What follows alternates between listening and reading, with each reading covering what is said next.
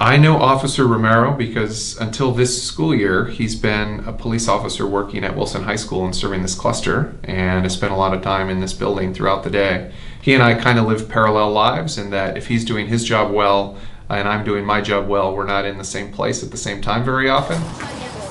But from time to time we have worked together and been able to collaborate on conversations about students or about criminal things that are going on and around the school. In his job as a school resource officer, his main responsibility is to kind of be a shepherd for all of the kids in this community that are in our cluster. So to say that there's anything in specific that he's done to demonstrate, his ability to serve the community, that's his daily job, is to serve kids in this community, which is enough for me. I worked with Officer Romero at Wilson High School for about 3 years. I was a campus safety monitor, and he was our school resource officer. And we worked hand in hand dealing with student discipline, safety, security, and general operations of the high school. His dedication to the school is top of the line, and he would go out of the way whenever he could to help somebody out, whether it was a staff member, a parent, a student. He was always there for them in a time of need.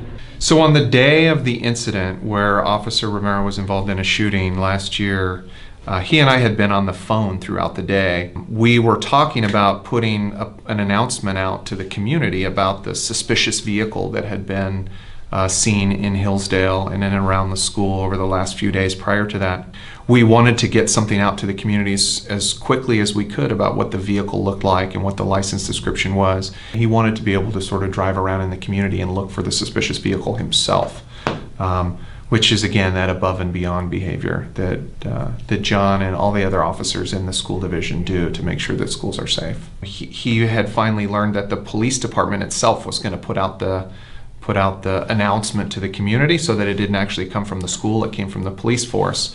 And when I finally saw that it had been released, it couldn't have been probably 15 minutes that I heard. I was actually in the same room with the chief of police, Mike Reese, and Mike got up and left right when I was getting the text, so he probably got information about the fact that there had been an officer-involved shooting right before I did. And I heard about it from Ken Dulio, who was our football coach. And he said that John had been involved in a shooting in Hillsdale. It was all that day that John was working with me to try to get information out to the public. And that's kind of, I think, the officer that he was, is that when he had information that was important for the school, for the safety of students, he was all over it. Police do a dangerous job, and especially working with students. If he was not there that day, then maybe something worse would have happened to one of our students.